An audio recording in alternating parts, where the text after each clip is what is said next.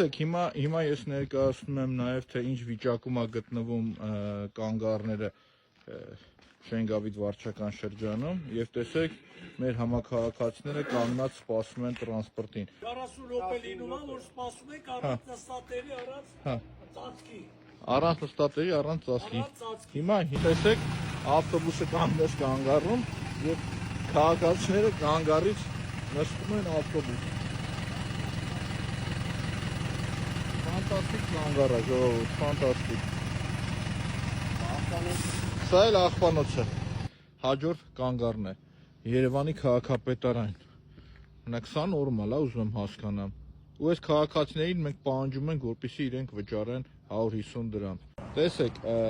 հաջորդ կանգառասրահը որը ներկայացնում եմ ձեզ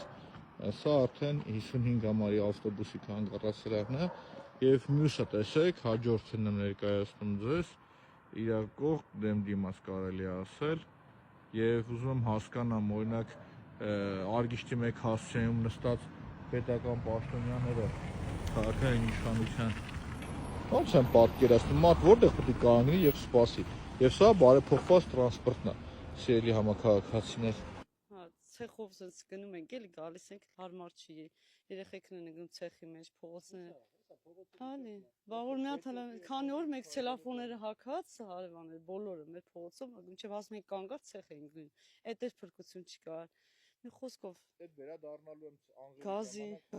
հատուկ հա հենա նոր չորացել է բայց էլի հələ այն կողի փողոցի տակ էլի թացա շատ խոմ ցեխային նոր գնաց միջով ստես ցեխ էլ եղել մի խոսքով ասֆալտներն ա